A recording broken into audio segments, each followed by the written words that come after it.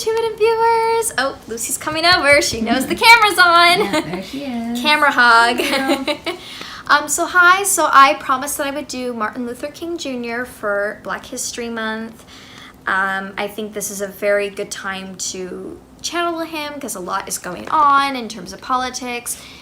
And I'm a little bit scared just because it's such a iconic figure. Yeah, he's just so iconic that it's a little bit scary, but I'll try to do my best to channel him the best I can. So. I just wanted to also add, I know people don't like when the person behind the camera talks, but I wanted to also add that, we don't do these, Cassie doesn't do these channelings for any kind of like sensationalism, a show, and basically what she's doing is not really channeling.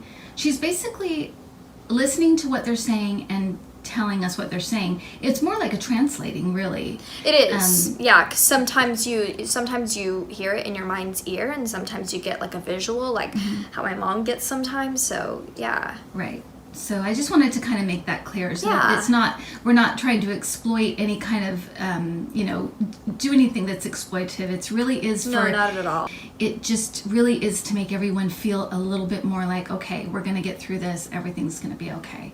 Yeah. Okay, so Cassie, you ready? Yeah. I think the first thing that I'd like to ask is, just Cassie, if you could give us a visual of how he presents himself, what he kind of looks like to you, or how he's being presented to you, kind of in a physical way, what he looks like and feels like. He's constantly moving around. Okay. He's constantly but not like he has energy, not like rapid, but right. He's just kind of looking here, and then kind of like this, kind of like thinking here. And he's more just wandering around, just wandering, but constantly thinking, and he's always on his feet. I can just see him, because at one point I said, do you want to sit down? He's like, no, I'd rather stand. Okay. Yeah. How would you describe his energy? What his energy feels like? Very calm and very diplomatic. That's the word. He's like a father, has that father feeling where he's like, but it's not like John F. Kennedy where he's like, hey, how's it going? And kind of like that friendly father. He's more of that kind of like disciplined father. Right. He knows what he's doing, and this is the right way. And most of the time he is right, Right. So you kind of have to listen to him. What can you give an example or something in your childhood that kind of led you think was something that led you into working in civil rights and working with the civil rights movement, and something that was, I don't know, just influential as a child? An incident or... Was he from the South? Yeah. Yeah. So he's from the South. He says that his childhood definitely played a part. He got a lot of his calm, diplomatic side from her. You'd think it was from his dad, but he got a lot of that from his mom, because he saw women were especially treated horribly during the time he lived in. I feel like it's the 1920s. During that time, that they lived a very hard life, a life full of labor, a life full of strife. The men, of course, weren't as well off, but the women had to pick up from the man who was a slave, if that makes sense. They were the very bottom of the barrel in terms of status in our American society, he's saying. So he looked up to his mother, and he thought about his mother every time he would go to a rally, every time he would be a part of a protest, and he thought of her that she would want a peaceful protest, because she was a very peaceful person. I feel like his dad was very strong-minded, that he got his strong side from his dad, but that maybe he was strong to a point of that it hurt other people around him, that almost stubborn a little bit.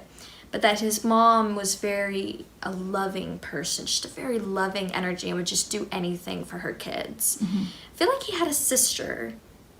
I feel like his dad was on and off from work. So sometimes he would provide, sometimes he wouldn't. I don't know what he was doing though. I'm not sure what. I see him driving. Okay. I see him driving. But it feels like a lot of odd jobs, and it feels like a lot of unsteady paychecks. So it felt like that his mom was the one who was getting the steady paycheck that kept them afloat. And he recognized that. So yeah, he was very close to his mom, you know, he was very, very close to her. Okay, thank you. What was, in your life contract, what was your contract for? What was the overall purpose, and what were you here to learn and to teach? To know that peace and love isn't an illusion. That children can grow up in this world having the love they had as an infant. That it's not an illusion, it's not a dream, and it's not something you pull away from as you get older. That it remains in you and it remains in others as you grow up. Because when he grew up, he realized more and more how cruel the world could be. But then when he started to rally people, he started to find other people like him. So, but he's saying though that that as he grew up, he experienced this and had kind of anger towards the world for a lot of his life. Mm-hmm.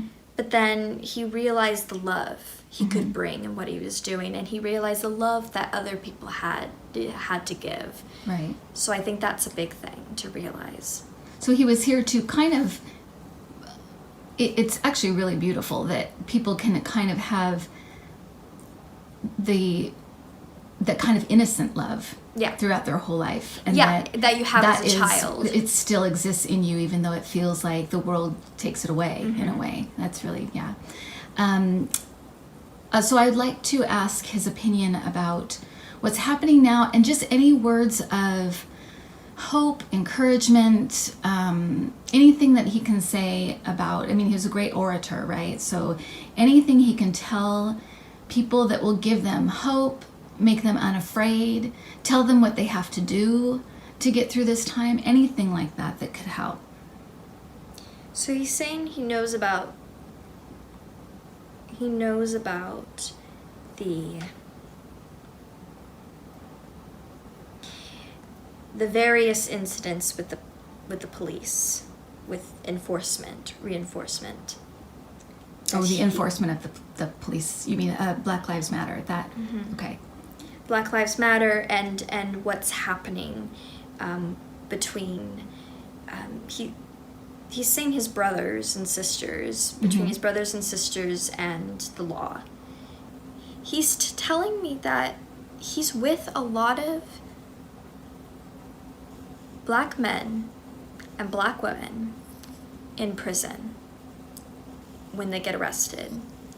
That a lot of them pray, and that he is there. Because I see there's an image that he's showing me of this Black man, praying on his bed like this on the ground, and he's sitting on the bed and putting his hand on his head like that, and almost like feeling his energy or giving his energy to his strength to them. That he's with a lot of them during very tough times, and that he wants to let people know that if you ever need his help, you ever feel frightened or scared, that he will be there as a calming force and a source of strength, that he tries to help as many people as possible, because that's what he did when he was here. So why wouldn't he do that on the other side as well? But he especially helps people in prison. And it can be white people too, and it could be other races. You know, I just know that he puts an emphasis on his brothers and sisters, he's saying. I just know that he just has more, he can just get to them more and has more of a connection to them than maybe other races, and it's just instantly there. But he does help other races. But he mainly does help in prisons, Right. And on death row, prisoners on death row as well. Okay. Oh, Because a lot of interesting. them pray, and a lot of them look to God right before, either when they're sentenced or when they walk the The Green Mile. the the Green Death Mile, Row or the Green whatever. Mile, the Green Mile. When they walk the Green Mile, that's what he's saying. That he helps them and he's with them, and he's saying that he holds their hand and he blesses them in truth, salvation, and strength. That makes me tear up a little bit. It's Martin. It's Martin. Right, exactly. It's It's Mr. him, King. that's him. What can you give any hope to us about Donald Trump and just it feels like, as far as race relations and stuff, that we're, because of this man, we're sliding backwards, and I know that we're not, actually. I mean, I feel like this is it almost feels like the eve of a revolution or something. And I don't mean revolution in a war sense, but I just mean that there's going to be a big shift. And so can you give just some hope to people that are seeing this slide backwards and thinking, oh, we're not we're back where we were in the 1960s. What is going on here? I'm seeing him as a preacher, Mm-hmm. and him being like, rise, rise. Yeah. And he's saying, he's very theatrical that way. But he is saying for people to rise above this. That this is a chance, just like in the 1960s, just like in the 1970s, the 50s, the 40s, the 30s, the 20s, when they were slaves and they were fighting in the Civil War, it is our time. This is the chance to rise up and be the country we always fought to be, that we always should have been, that we have become this mongrel, this mongrel country that has taken things from other people, and that we need to wipe that away like a clean slate and to rise above the hate and to become the revolution. Mm-hmm. That's what he says. Okay. And I assume that, because I remember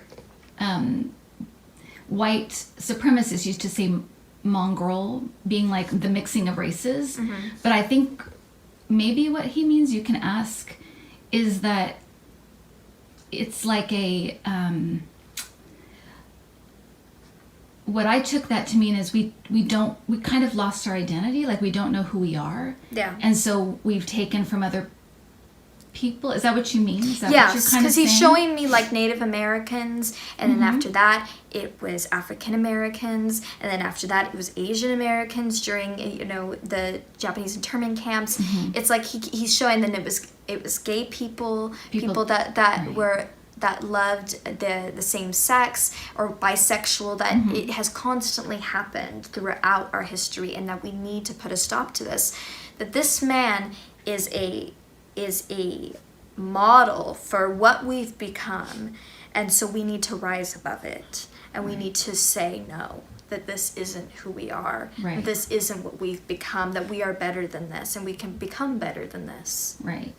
Okay, thank you. Any last just departing words about Trump himself, how we should look at him maybe to get through this? I know people are scared, people are hurting, people are worried. I was just about to say that the first thing I heard was look with fear, not look with love, not fear. That's what he says. To look with love, not fear. Yeah. So, please follow us on Intuitiview, at Intuitiview on Twitter. Lucy's here. She decided to come back. And if you want me to do more channelings, just put hashtag requestcassie in the comment section and just say who you would like me to channel. We've gotten a couple people. I know one woman said to channel Shakespeare. Another woman said to channel Amy Winehouse, who I have channeled before, but I would like to channel again. Bobby Kennedy. Bobby Kennedy, I've heard a lot. So we will get to all of that, especially now that we're doing this every Monday. Please like and subscribe and leave comments, and thank you. Bye.